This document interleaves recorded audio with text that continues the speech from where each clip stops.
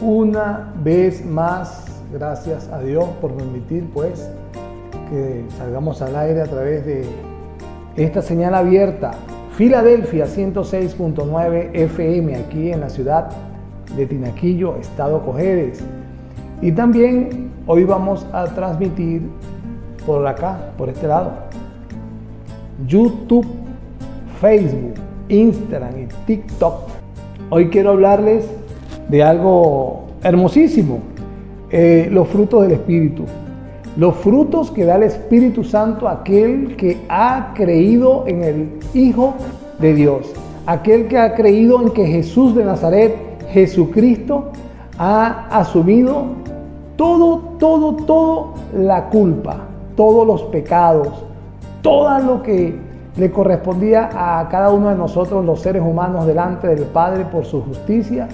Todo lo pagó nuestro Señor Jesucristo en la cruz del Calvario. Cuando una persona cree que toda esa culpa y todo ese pecado lo llevó nuestro Señor Jesucristo en su propia humanidad, en la cruz del Calvario, y antes, precruz, post-arresto, entre el arresto y su muerte, todo aquello que le hicieron fue suficiente pues para que Dios se satisfaciera, dice el libro de Isaías en el capítulo 53, se sintiera satisfecho en su justicia, pues Él pagó el pecado de la humanidad.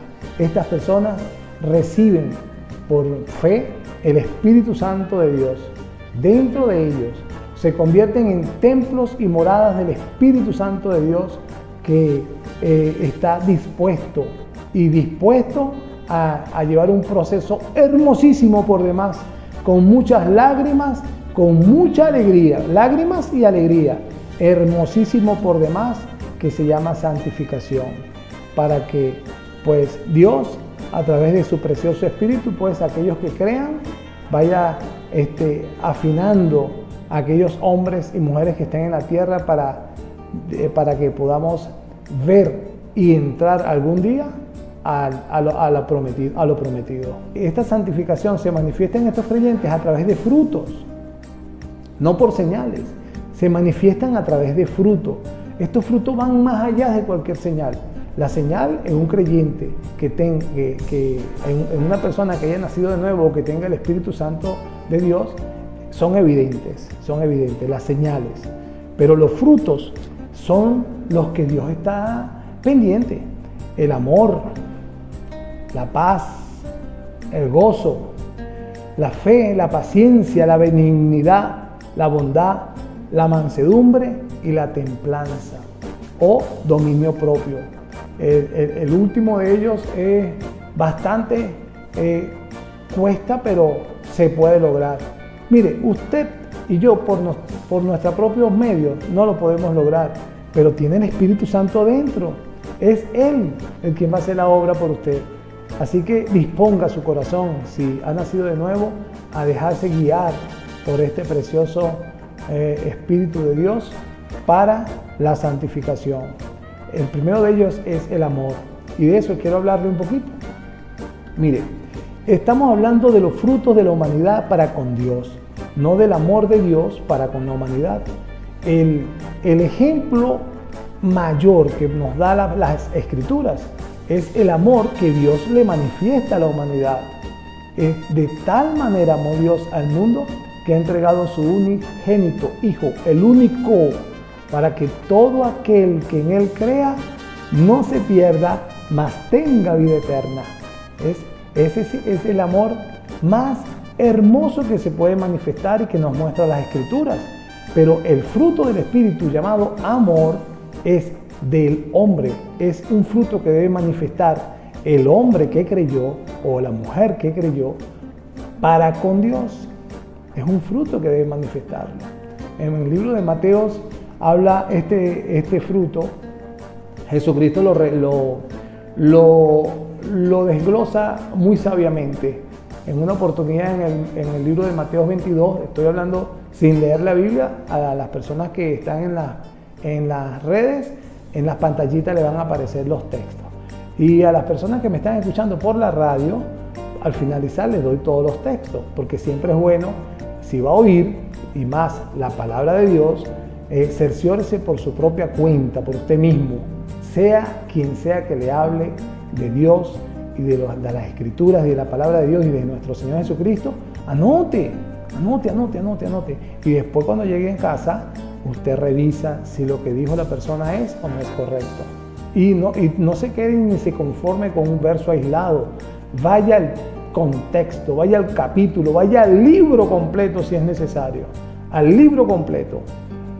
Es importantísimo que aquellos que hayan recibido el Espíritu Santo de Dios se instruyan con la palabra de Dios y solo con la palabra de Dios. Entonces yo decía, lea la Biblia para que nunca nadie más le engañe.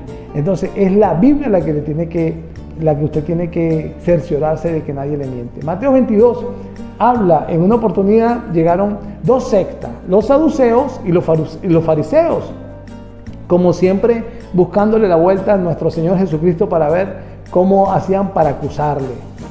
Entonces, los saduceos que no creían en la resurrección le hacen una pregunta de la resurrección y nuestro Señor le responde con mucha sabiduría, pues que Dios no es un Dios de muertos, sino de vivos.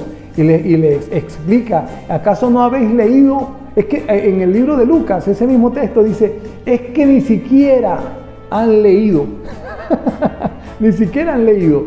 ¿No habéis leído cuando Moisés se le apareció Dios en la zarza y le dijo que Él era el Dios de Abraham, de Isaac y de Jacob? Dios no es Dios de muertos, sino de vivos. Y ahí pasan para la cola los saduceos y vienen adelante los fariseos. También dicen que se reunían a unas. Mateo 22. Recuerde leerlo, todo el contexto.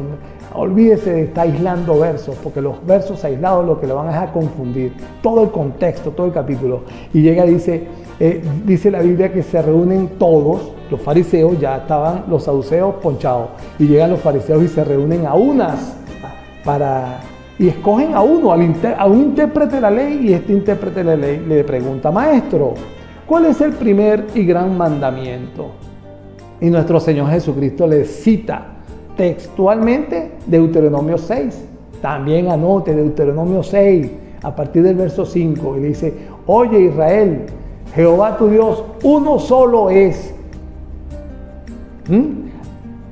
A Él amarás con todo tu corazón, con toda tu alma y con toda tu mente. Así cita el libro de Deuteronomio, pero en Mateo 22 Él le dice con todo tu corazón, con toda tu alma y con toda tu mente. El libro de Marcos 12, anote, Marcos 12 le agrega y con todas tus fuerzas. Y en Deuteronomio 6, en el verso 5 le dice y con todas tus fuerzas. Aleluya. Y Lucas también le dice y le agrega con toda, le pone primero fuerza y después le agrega mente. En fin, amarás a tu Dios con todo tu corazón, tu alma, tu fuerza y tu mente. Con todo, amado. Es con todo. Tiene que salir desde adentro. Estoy hablando del amor de la humanidad para con Dios. Para con Dios. Y este es el primer gran mandamiento. Así lo dijo Jesús.